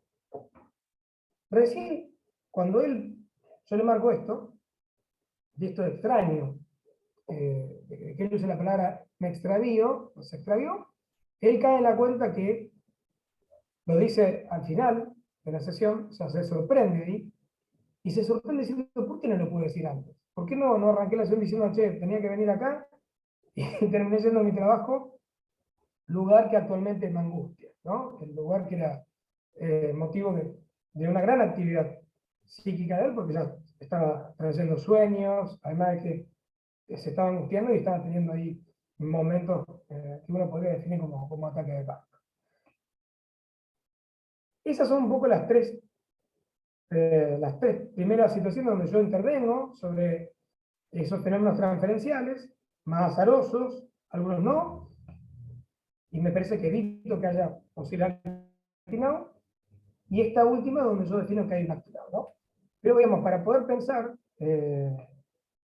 esto, o estas tres situaciones más la cuarta, yo creo que siempre hay que tener en cuenta esto, ¿no? ¿En qué tiempo de la transferencia se está desarrollando ese análisis o esas consultas? Quiero decir, si ya está instalado algo de que este paciente confía en nosotros y puede abrirse y hablar, sí, como dije al principio, si está en ese periodo más de idealizar este espacio, ¿no? Como que va a ser el lugar donde se va a solucionar todos los problemas. Freud insistía mucho en que la transferencia se daba por eso, ¿no? Porque el espacio analítico terminaba siendo como una especie de anhelo, ¿no? De satisfacción en algún momento, y eso ayudaba, pero también esa es la razón de que se trae, ¿no? Algunas curas. Pero además de eso, de pensar en qué momento de la transferencia, bueno, siempre es importante pensar ahí que el sujeto tiene que cambiar un poco su posición, rectificarlo, su posición con respecto a si hay algún fantasma ahí o alguna fantasía involucrada, ¿no? Para que esto esté sucediendo. ¿Por qué? Porque hay que tener en cuenta que el síntoma está dirigido al otro, ¿sí? El síntoma que entendemos el psicoanalista, y el fantasma siempre es con el otro. El otro está ahí. Yo, con el recorrido un poco teórico que hice para poder pensar estas situaciones, concluyo hoy como lectura, ¿no? Hoy como lectura, que los actos no son fantasmas puestos en escena o escenificaciones de fantasmas, que son definiciones que yo he encontrado, ¿sí? A lo largo un poco de la formación, acá están los dogmas, ¿no? Estos son cosas que yo había escuchado, las he leído, me las han marcado, y bueno, yo como pensaba el acto, bueno, son fantasmas puestos en escena, o escenificaciones de un fantasma. Tengamos en cuenta que en la cuarta situación, este paciente no registra este extravío, ¿no?, tan raro, y recién lo comunica al final de la sesión. Entonces yo lo que vengo pensando es, bueno, ¿qué son estas situaciones? Bueno, son irrupciones de un discurso mudo que no se enganchó con alguna cadena de significante, con alguna cadena de pensamiento, no ha pasado por el preconsciente para poder ser recordado, hablado, y obviamente ahí tendríamos una elaboración de ese material silenciado que está reprimido. Y que si sigue silenciado queda desalojado y obviamente va a aparecer como acciones en vez de palabras que permita trabajar. Esto que estoy diciendo es un poco lo que uno puede encontrar en la lectura que hace de recordar, repetir y elaborar, de Freud, y ocuparse de la distinción entre los fenómenos transferenciales, lo compulsivo que se repite en la transferencia, la repetición que siempre hay en toda transferencia, y el acting now, es un trabajo que hace un poco la escuela inglesa, Strachey principalmente, el Azar también, pero ellos lo toman un término en alemán de Freud que es Angieren, un término que después Lacan no lo lee como acting now. Lacan directamente dice que el Angieren es el pasaje al acto. que es algo completamente distinto de lo que estamos hablando. Un Pero poco que ahí. no, perdón, acá este discurso mudo, entonces no está para marcar la sordera del analista. No, sino que en todo caso ahí uno tiene que estar atento, ¿no? A que esa mudez implica que haya más palabras. Bien. Entonces, el acting lo pienso como algo que está originado por lo reprimido, es decir, la represión organiza este fenómeno clínico, no así el pasaje al acto donde el origen es puramente funcional. Bien. Ahora, yo hice un recorte de 3 autores puntuales, cortitos, que no quiero abrumar, pero me parece que describen con claridad un poco el acting out. Voy a nombrar, voy a leer un poquito de Colette Soler, Ricardo Urbach, que es un analista de Buenos Aires, y también otro analista de Buenos Aires, que es Roberto Harari. Colette Soler, un texto muy, muy interesante que se llama Finales de Análisis, en ese texto, en ese pequeño capítulo, define el acting out como algo que es interpretable, o sea, esto que yo hice con la última situación, ¿no? Pero interpretable, si este extravío era un extravío o qué era. Ella dice que es interpretable, pero que no se interpreta como un síntoma. No es que hay que descifrarlo. Dice que se debe responder ante ese acting out, incluso hasta pararlo, ¿no? Si compromete la vida de ese paciente. Y ella en ese texto dice algo muy puntual que me permitió definir esa cuarta situación clínica de este paciente que se extravió como acting out. Ella dice, el paciente que está teniendo acting no se queja. Ese acting queda incluso desapercibido. A menudo queda relatado como una casualidad. Y eso es lo que yo creo que pasó en este paciente, ¿no? Lo relata como una casualidad. Che, me extravié. Cuando tenía que ir al consultorio, me fui al trabajo, ¿no? El escenario más angustiante que le estaba pasando. No es una casualidad. Este muy buen analista, gran analista, con el cual se ha leído algunos libros de él, Ricardo Orbach, en su libro El manejo de la transferencia, Eduardo. página, y vos lo conocés, Gaby, página 196, 197, él define, ¿no?, al acting como una respuesta a la angustia en el orden de la acción, sostenida por la mediación fantasmática, y es un intento de hacer saber. Ahí donde el deseo no encuentra un lugar, aparece el acting, como apelación a un otro. Que ahí me parece que está la tercera situación clínica que yo les conté de esta paciente que durante 4 semanas no se conecta. ¿Sí? Hay algo de un otro, ¿no? Que ese caso era yo, no llegó a ser un acting, o es un acting, ahí yo todavía no estoy muy claro de cómo definir esa tercera situación que me tocó, bueno, pensar, y bueno, por eso después quisiera que ustedes me den su opinión también. Y el otro texto, que me parece que también es muy claro, es de Roberto Harari, se llama ¿Qué sucede en el acto analítico? Y se ocupa del acting out y del pasaje al acto con mucha precisión. Y él da algunas características del acting que están buenas poder tenerlas presentes por la claridad, ¿no? Entonces, resumidamente, sería algo así como que el acting tiene una significación opaca, no logra comprender el paciente qué le está pasando o qué pasó, medio parecido a lo que dice Soler, ¿no? Pasa desapercibido, que sorprende al paciente este acting, se le impone esa acción, es una respuesta, ahí se engancha también un poco lo que Ricardo Urbach plantea, ¿no? Ambos dicen que son una respuesta. Harari insiste que es una demostración, también Lacan lo decía, y que el acting tiene propiedad de verbalización, o sea que se lo puede poner a trabajar si uno le señala algo ahí del paciente de ese acting, y hay una transferencia que permita, ¿no?, trabajar eso con el paciente. Él también plantea que tiene un carácter de suplencia, ¿no? Viene a suplir algo ahí de su falta, el acting, y que es reversible. ¿Por qué? porque se puede retrabajar, se puede repensar con intervenciones. No así el pasaje al acto. ¿Mm?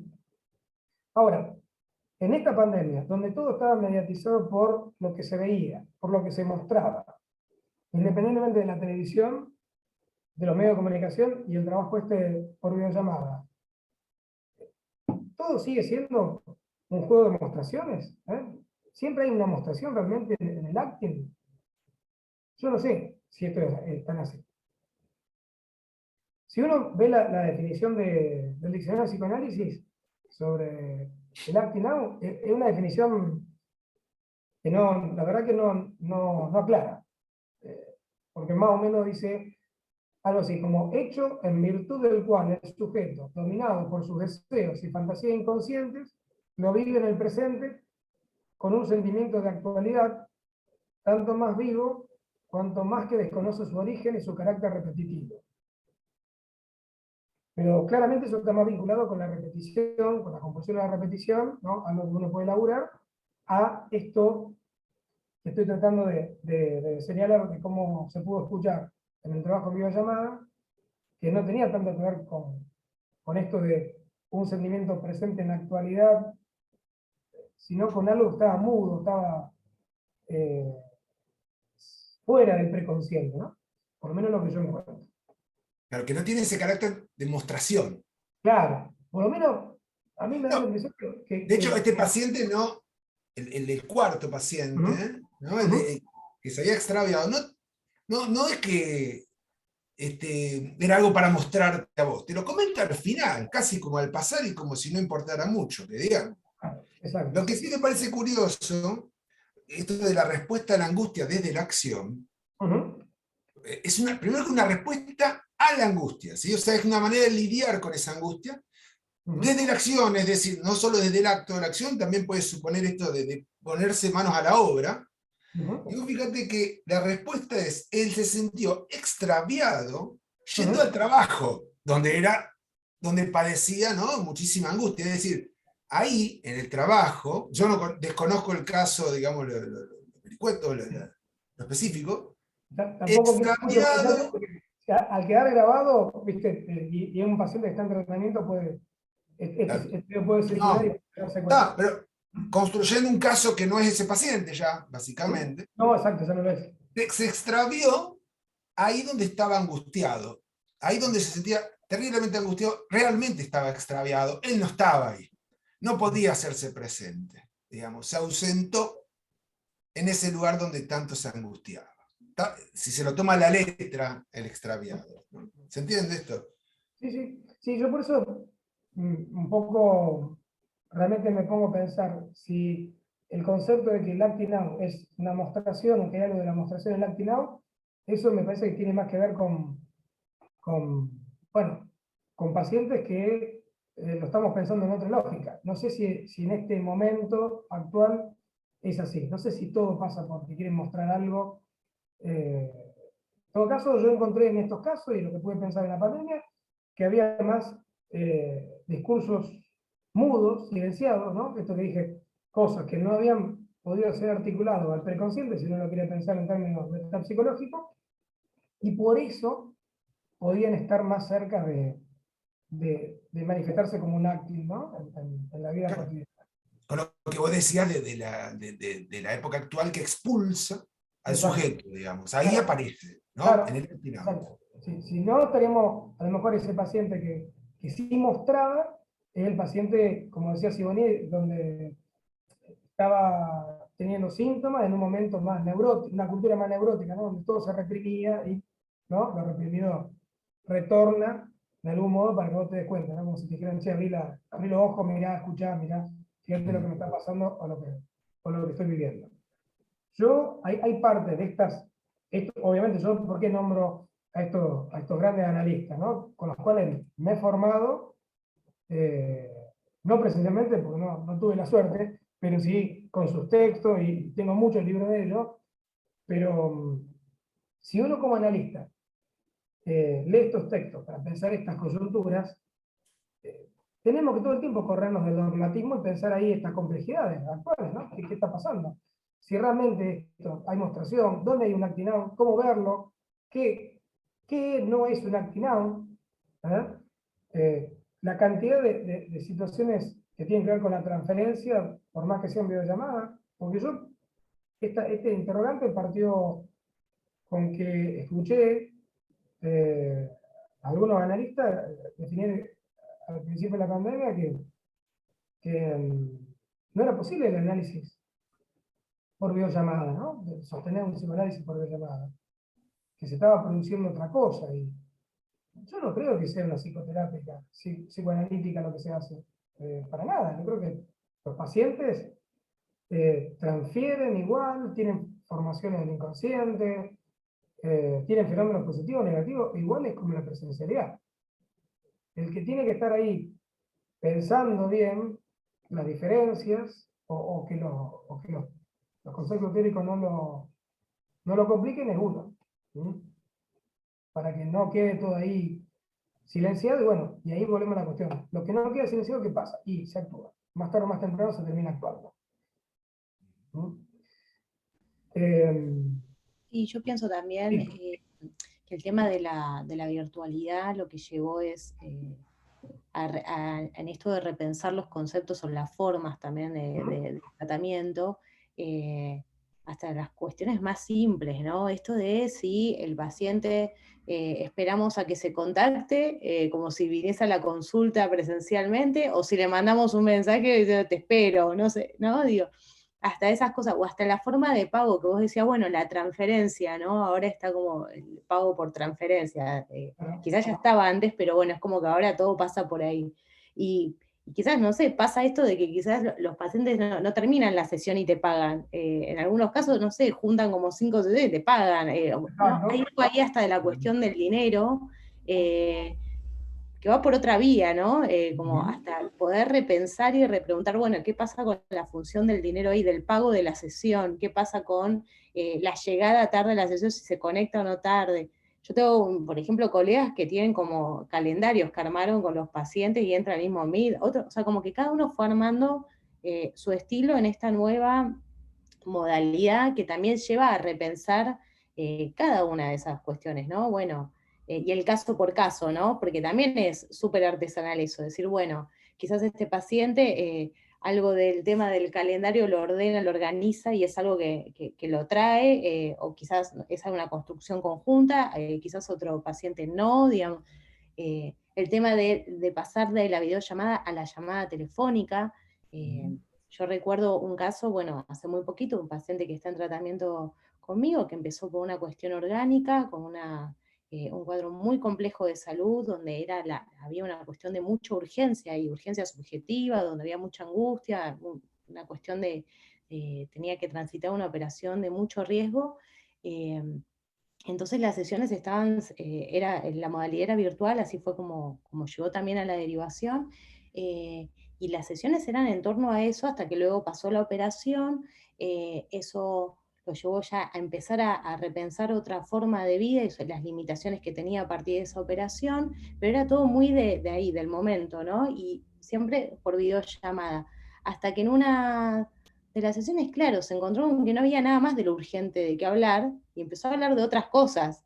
Claro. Entonces, hubo algo de señalarle algo respecto a esa posición, y recuerdo que además hubo una cuestión así entre contingencia o azarosa, no lo sabemos todavía, digamos, o un poco sí, que ese día se pudo comunicar telefónicamente. Entonces ya no fue videollamada, sino fue solamente por una comunicación telefónica, donde ahí de pasar a relatar toda la cuestión de la urgencia, fue como empezar a hablar de otras cosas. Y en un momento fue muy interesante porque la verdad que me siento muy bien así, porque estoy en la calle charlando, o sea, contándote esto, que esto, que lo otro. Quizás la que viene, bueno, quizás podría empezar a hablar sobre mi papá. Bueno, entonces la próxima nos reencontramos por teléfono, le dije. Y le señalo como sería algo así como un pasaje al diván, ¿no? Y fue muy interesante porque la semana siguiente se conecta telefónicamente, pero para plantearme la suspensión de las sesiones cada 15 días, por un tema más económico. Entonces, en ese momento fue muy interesante eso, porque no fue en cualquier momento ese planteo, sino en una instancia donde yo empecé a hacer un trabajo ahí distinto. que en ese momento a mí me interpeló también, decir, bueno, esto, alojo algo de esto, acepto estas condiciones nuevas, le devuelvo algo respecto a que no es casual que esto esté sucediendo, que por algo lo está hablando, que es una resistencia. Bueno, opté en ese momento por, porque aparte o sea, había una cuestión como de la empatía con los otros y los otros que lo estaban ayudando. Entonces hay algo ahí que yo tenía que mostrarme un lugar de empática, tomando un poco el significante de él, donde, bueno, acepté parcialmente, porque dije, bueno, hagamos una cosa, nos encontramos en 15 y después vemos si va por semana, cada 15, lo vamos a ir viendo. Y fue genial porque a los 15 días nos reencontramos, video ya, no, ahí telefónicamente también la llamada, y termina la sesión y me dice, ¿podemos encontrarnos la semana que viene? Porque, y vuelve a cerrar con este tema de querer hablar de su vínculo con el padre.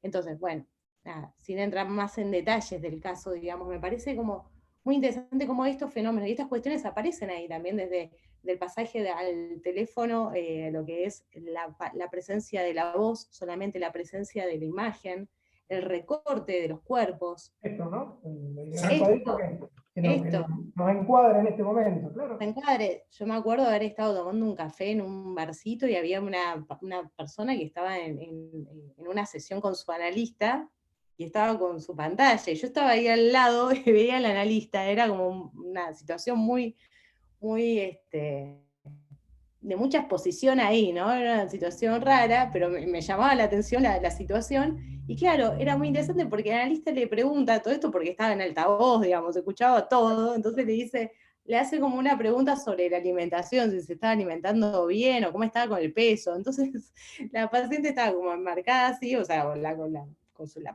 consultante estaba así enmarcada en la pantalla, yo porque veía el marco del analista.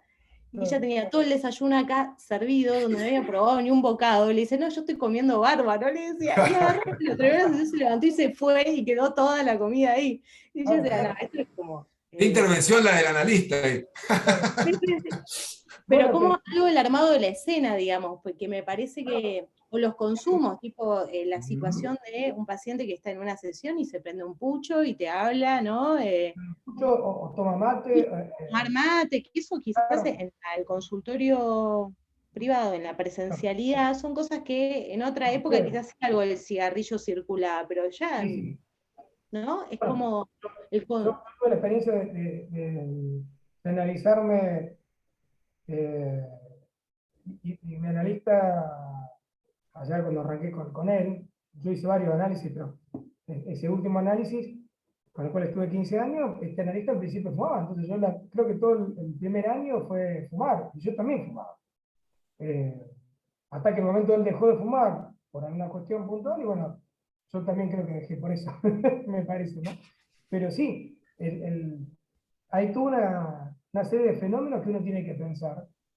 Por eso yo insistí en esta la palabra de fenómenos transferenciales, porque estas cosas se dan en transferencia, más instaladas, más incipientes, pero son fenómenos transferenciales, que uno tiene que poder ver ahí si interviene, cómo interviene, ¿no? ¿Qué pregunta, qué señala? Porque si todo eso se lee como, bueno, como un exceso, el paciente no puede tener su sesión ahí desayunando. Cuando tal vez el único momento que tiene de privacidad, porque también pasó esto, durante la pandemia mucha gente no tenía espacio en su casa para poder tener comodidad y trabajar sin que el otro lo escuchara, o por lo menos con esa fantasía, ¿no? El otro me puede llegar a escuchar. Entonces, el auto, yo he tenido varios pacientes que tuve que trabajar, y ellos estaban en el auto, yo ahí le decía, ponete auriculares que van a trabajar mejor, me va a escuchar mejor a mí, y yo te voy a escuchar mejor, por el micrófono y por los ruidos, en los bares, ¿no? Tal vez en otro momento, si uno se apoya en la teoría, hubiera dicho, bueno, ahí este paciente me está haciendo una demostración de una escena, ¿no? Donde yo hablo de la comida y me muestra que no come. Sí, No es o trabajar desde el auto demuestra el poco compromiso que está teniendo con su terapia, claro. ¿no? Exacto, alguien podría decir, qué poco comprometido que. Y no, no es que es poco comprometido, es el espacio que él puede y que nosotros debemos ser flexibles en esos 2 años, y que hoy me da la impresión, teniendo un sistema mixto, por lo menos en mi experiencia, que hay que seguir sosteniéndolo. Y ahí no apurarse, ser criterioso a la hora de escuchar, ver qué dice ese paciente, dónde está. Bueno, a mí me ha pasado de que si se cae la internet, pasamos a llamadas comunes, ¿no? A la vieja llamada telefónica, para poder continuar esa sesión que se interrumpió. Yo creo que eso no tiene tanto que ver por ahí con esa de la insistencia, ¿no? Que yo digo mi disposición afectiva, usando un término Winnicott, o deseo del analista que diría Lacan. Yo creo que eso es el modo que hay que trabajar en estas situaciones puntuales, ¿no? Donde hay algo de virtualidad. Tal vez con la presencialidad y un paciente con más clásico, entre comillas, ¿no? Que asocia, que ya uno no tiene que preguntar tanto y solo interviene, todo eso marcha de una manera. Pero ojo, porque ese confort, Lacan insistió mucho en esto, que el peor confort era el confort intelectual. Eso es algo que decía Lacan, creo que en el seminario, en los 4 conceptos, hablando justo de la transferencia. Entonces, ojo ahí, porque si uno cree que esos pacientes que vienen, pagan el término, llegan horario, nunca piden virtualidad y trabajan presencial, están trabajando. ¿Quién dijo que no trabajan? Hay que ver si hay una verdadera producción ahí, hay que ver si uno es eficaz como analista en ese sufrimiento o está intelectualizando, ¿no? Ese espacio psicoanalítico, que también es algo que tenemos que ponernos a pensar los analistas. No es un espacio de intelectualización esto. La intelectualización no deja de ser una ficción teorígena. Qué interesante sería incluso que ahora que estamos volviendo a la presencialidad, si algo nos abrió la cabeza, lo virtual, cómo empezar a verlo, empezar a tomar lo presencial de otra manera y hacer quizás otras lecturas que antes las juzgábamos, ¿no? Movimientos de los pacientes que antes eran juzgados, y querer, antes buscábamos ponerlos en vereda, digamos, intentar dar lugar ahora a esas cosas a partir de lo que nos abrió la cabeza lo virtual, ¿no? ¿Qué sé yo? Igual, vos decías no hace mucho, hace un ratito, Gabriela, esto de cómo el trabajo en el hospital público, en los efectores públicos abre, efectivamente, pero también yo trabajo con niños y adolescentes y no respetan ni a gancho el encuadre, o sea que no hay manera de sostener el encuadre cuando vos laburás con pibes y adolescentes que se te tiran encima, que bueno, el adolescente no habla. ¿Qué encuadre sostenés ahí? O sea, es angustiarlo además, ¿no? Entonces, creo que quizás uno, a partir de ahora, ojalá así suceda, pueda abrirse un poquito más a estas cosas raras, diferentes a lo que nosotros venimos esperando que van a traer los pacientes, y poder alojarlos un poquito más, ¿no? Ojalá. Exacto, para no expulsar, para no ser tal vez parte de una maquinaria actual, cultural, que expulsa. Exacto. Lo que, Bueno, de hecho acá está diciendo Soledad en un comentario que, bueno, que la pandemia y el encierro nos afectó a todos, pero gracias a la tecnología ciertas personas se conectan a través de la distancia. Y eso fue algo absolutamente claro, por lo menos en nuestra experiencia más institucional, donde con la pandemia de por medio nos abrimos a atender de manera virtual a la comunidad, y eso fue algo muy interesante, porque personas que estaban en otras geografías o en lugares de muy poca accesibilidad al sistema de salud, porque había escasez de turnos o porque no, por una cuestión de cercanía o de distancia geográfica, a través de estas posibilidades pudieron iniciar un tratamiento y poder acceder en principio a una primera escucha y luego a un tratamiento posible, ¿no? Y creo que eso no hubiese sido posible si no era bajo estas condiciones, ¿no?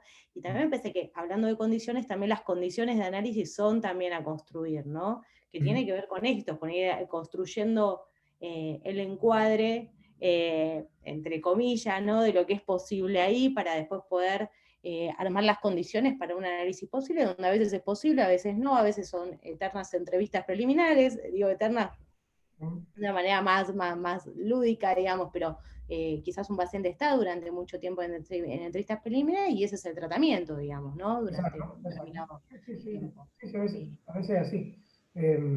Sí, yo por eso creo que la virtualidad permitió más. Me ha pasado con algunos pacientes que antes no llegaban, por la distancia que tiene Rosario, similar bueno, Buenos Aires, y eso ya no sucede más con esos pacientes, porque ahora si no pueden, porque no hay colectivo, o no hay taxi, me lo comunican. Cristian, hoy hay paro colectivo, trabajamos por videollamada. Que antes esa sesión se hubiera perdido en el sentido de trabajo, ¿no? A lo mejor uno podía reubicarla en otro día, pero si le estaba pasando algo en ese momento a ese paciente que tenía que trabajar, se perdía, ¿no? No lo podía llevar a cabo Sí, si estamos con la presencialidad como única manera. Y esa la virtualidad nos permitió, bueno, esto, la posibilidad de tener diálogos con colegas, de charlar con gente a partir de lo virtual.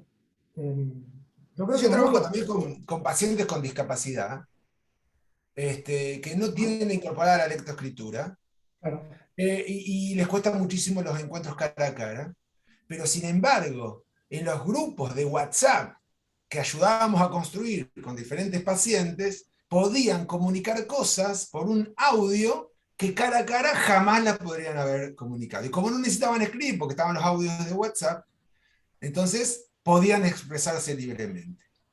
Y después, a partir de ahí, sí, entablar algún tipo de amistad y de vínculo cara a cara. Pero lo generó lo virtual. Esto es algo que yo voy a trabajar la semana que viene, cómo lo virtual genera posibilidades después en lo que podríamos llamarlo real, el cara a cara. ¿Sí?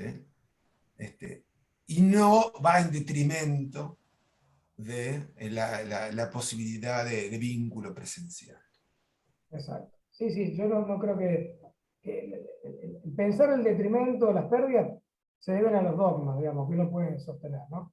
Eh, y bueno, esa es un poco la, la razón que tenemos todos los que trabajamos en la salud mental. Tenemos que estar todo el tiempo repensando algunas cosas. Y es dinámico. Con respecto a la habilitación que ha dado la virtualidad, a mí me ha pasado en este tiempo de que dos pacientes, dos analizantes, que trabajé con ellos en el año 2008 y otro paciente en el año 2010, actualmente viven en Europa.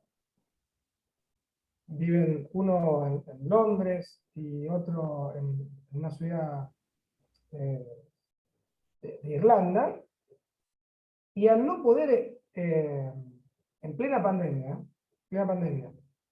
países del primer mundo, ¿no? No pudieron arribar a una entrevista de primera escucha. Claro.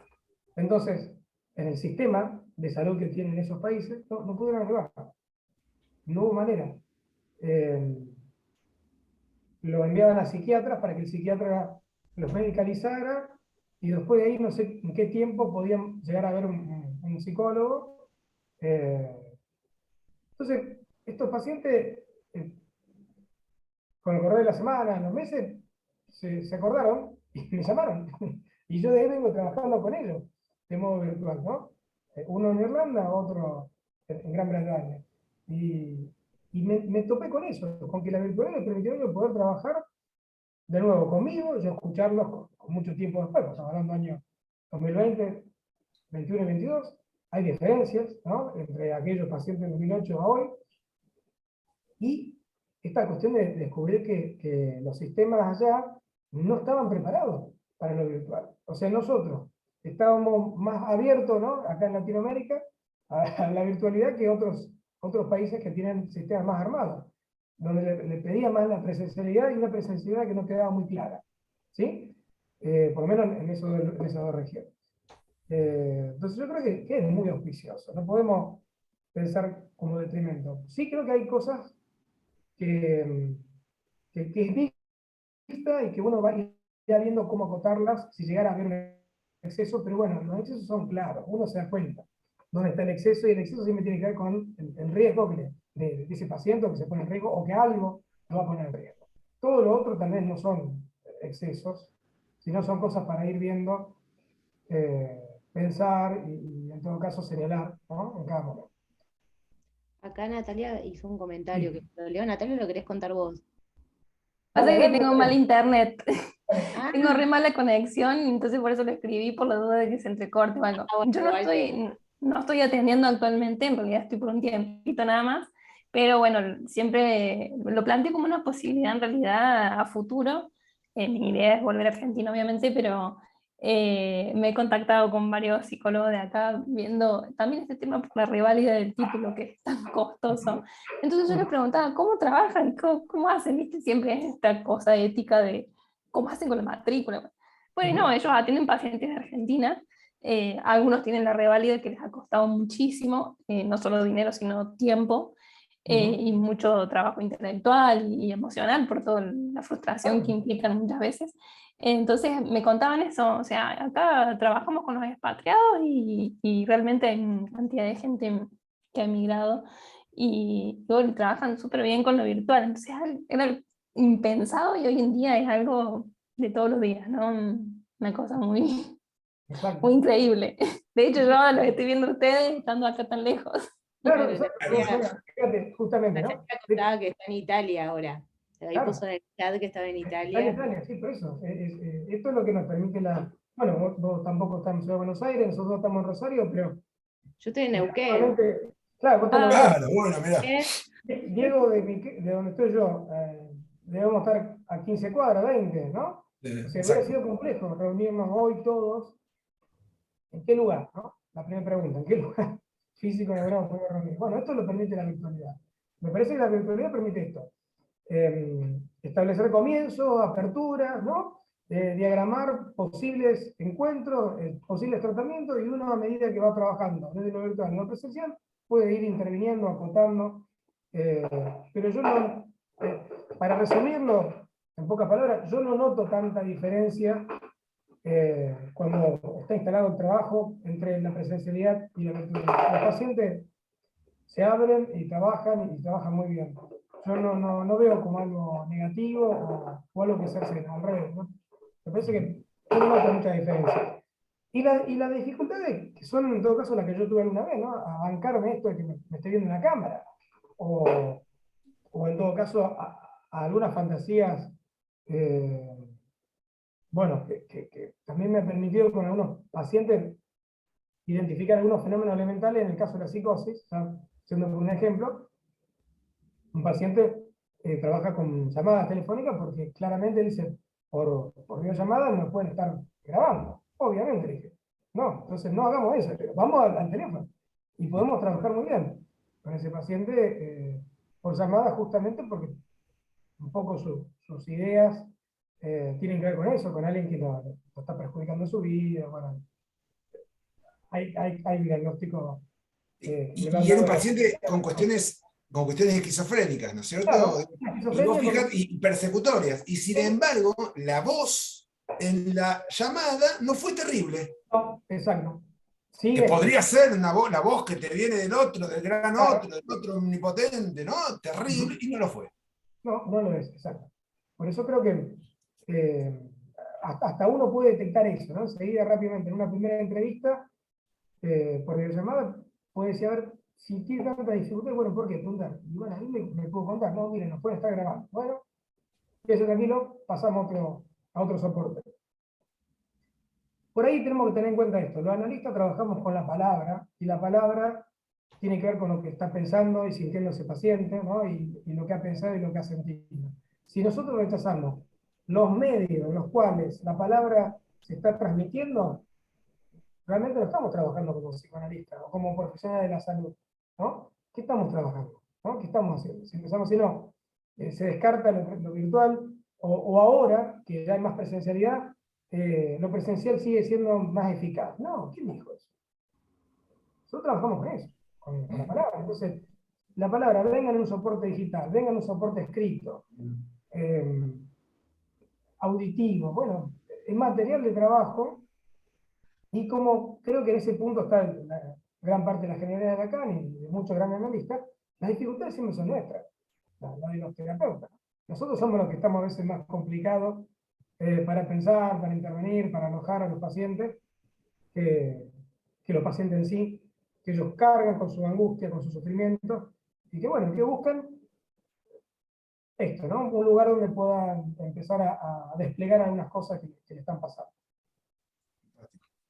Bueno, yo no tengo más nada que decir, me parece que ya...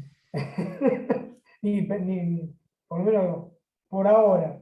Espero que les haya gustado, y me gusta esto, que podamos dialogar, ¿no? Que cualquiera pueda animarse a preguntar en cualquier momento, porque si no queda como una clase magistral, ¿no? Una cosa bastante, que también yo traté de correrme lo más que pude. Yo en la preparación de esto con Gabriela dije, no quiero hablar tan técnicamente, ni abusar de tanto de la teoría. Algunas cosas leí de la teoría, porque justamente como decía, bueno, esa es una teoría que nos permite a nosotros trabajar muy bien, ¿eh?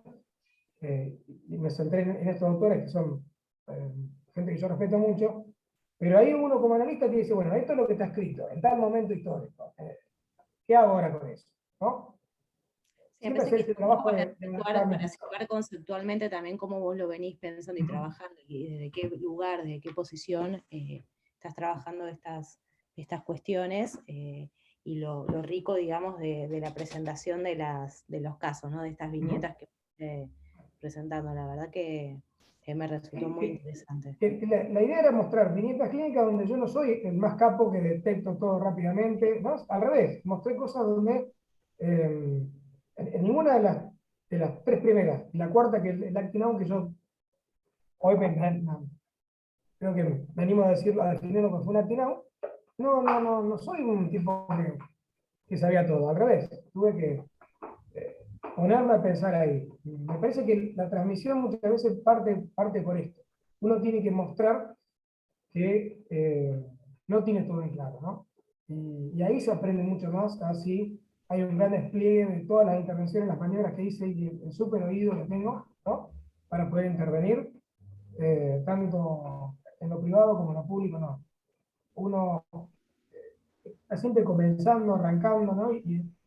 Y precisa de esto, de hablar con un psiquiatra si comparte el caso, de hablar con los comedores terapéuticos que te devuelven muchísimo de lo que sucede en la vida cotidiana y uno no lo ve de ese paciente. Ese diálogo creo que también se ha propiciado mucho con la virtualidad, más que en la época de la presencialidad era reunirse, ¿no? En un consultorio o en la institución y dialogar. Que era un complejo eso, tener una hora, un día, era complejo. En cambio ahora esto, hay más diálogo, que es más fácil, ¿no? Está más aceitado. Comunicar lo que no funciona, lo que no podemos pensar, lo que no podemos darnos cuenta. En ese punto yo veo Desde más... desde Claro. nuestras fallas y no desde nuestros grandes aciertos. Estamos muy acostumbrados a escuchar cursos de la superintervención del superanalista, y yo no sé cuánto habilita eso, porque nos da una idea totalmente errada de lo que sucede en lo cotidiano, donde uno está más perdido que un perro en cancha de bochas, digamos, al momento de trabajar muchas veces con los pacientes, no sabe bien si lo que está haciendo es lo correcto o no, duda constantemente, se cuestiona constantemente el trabajo. Más de una vez pensamos que somos un fraude porque hacemos una intervención y no la podemos sostener teóricamente. Sin embargo, sabemos que hay algo ahí que es verdadero y que está bueno que suceda. Bueno, no Sí, hay... además este trabajo a PRECOP, ¿no? De poder ver después, de poder repensar esa intervención o los efectos de esa intervención. A veces uno va con, esta es la intervención y de repente no pasó nada y no atravesó nada el sujeto. Claro. Y Aparte la sacamos porque es la intervención porque la leí en el libro tal o lo escuché a tal analista hacer la intervención, entonces yo voy a hacer lo mismo. Y chao, no hay nada, no funciona nada. sí, pero por eso también me parece que está bueno recuperar el espacio de supervisión también como espacio de poder repensar ahí las intervenciones y de poder pensar los casos con uno u otro también cuando nos encontramos en esos momentos así, en esos puntos ciegos. Me parece que esa instancia también es sumamente valiosa. Yo me acuerdo Sí. también un caso de una paciente que comenzó también de manera virtual, así también fue que llegó. Y claro, o sea, había una cuestión ella manifestaba una situación de mucha violencia familiar y era una posición de ella muy sádica. Y yo me acuerdo que un día fui a supervisar porque yo me costaba mucho soportar en la transferencia esa cuestión sádica que yo hasta lo había pensado como un caso de perversión, o sea, estaba como con esa duda diagnóstica y, y en la supervisión me dice algo así la analista con la que superviso, me dice, no, es una fobia. ¿qué? Le digo, sí, sí, es un caso de fobia, sí, porque tiene una inhibición. Digo, no, vos me estás diciendo eso para que yo la castre a ella, y no entre una cosa especular. Y entonces empezó a matar de risa y me dice, bueno, introducí el humor, y algo del humor en las sesiones fue como descomprimiendo esa cuestión especular, de una cuestión como más agresiva, que era una cuestión, en su discurso había como mucha agresividad, estaba todo mal, todo muy violento, todo muy tajante. Empecé como a conmover algo de eso que hasta era como una posición defensiva, y se empezó a generar un movimiento súper interesante en ese trabajo con esta analizante que está ahora en otra posición y fue armando otras cosas ahí. Pero por eso me parece también como también dar lugar, o sea, darle como importancia también al espacio de supervisión para poder pensar esas cosas donde uno también muchas veces sabe que puede estar ahí teniendo una lectura un poco sesgada, ¿no? Y cómo estos fenómenos también se dan también en esto, en lo que es la virtualidad, ¿no? De poder leer esas cuestiones. El lugar del cuerpo, el cuerpo virtual, hablas vos, Cristian, me parece súper interesante eso, como poder trabajarlo y seguir profundizando conceptualmente sobre qué cuerpo, Ahí, ¿no? exacto, ¿qué cuerpo? Ahí hay mucho por seguir definiendo, lo estoy haciendo, estoy tratando de formalizarlo un poco más teóricamente. Me enteré ayer que hay un libro de un analista porteño. Sergio Zabalza. No, no, no el de Sergio. Es muy reciente, es de Cascada, la editorial Cascada de Letras. Yo creo que no es muy notorio. Lo descubrí porque yo siempre ando orgueteando libros, leyendo libros. eh, no, y es más, no está en Rosario.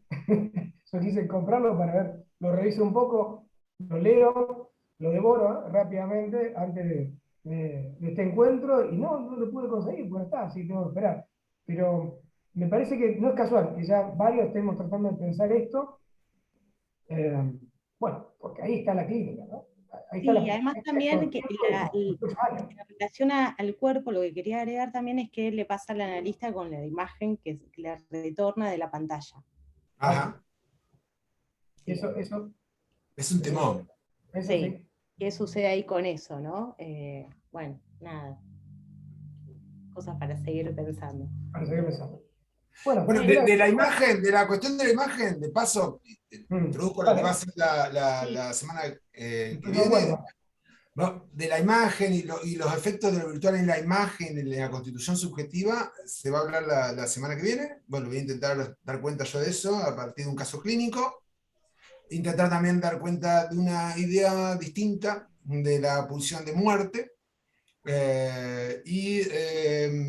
Básicamente eso y de mis resistencias a lo virtual y de cómo tuve que intentar vencer un poquito esas resistencias, un poquito bastante, como para poder dar lugar a este paciente. Bueno. Así que bueno, el sábado que viene nos encontramos todos de nuevo para escucharlo a Diego y poder trabajar y volcar estas preguntas que tenemos todos y ya, como lo dijiste vos, Gabriel, hace un ratito, ¿no? Señalar los próximos horizontes que tenemos que animarnos a pensar y escribir, todos, ¿no? No, yo creo que en la apuesta esta de romper los dogmatismos es no estar esperando que alguien ultra conocido nos habilite a escribir o a pensar.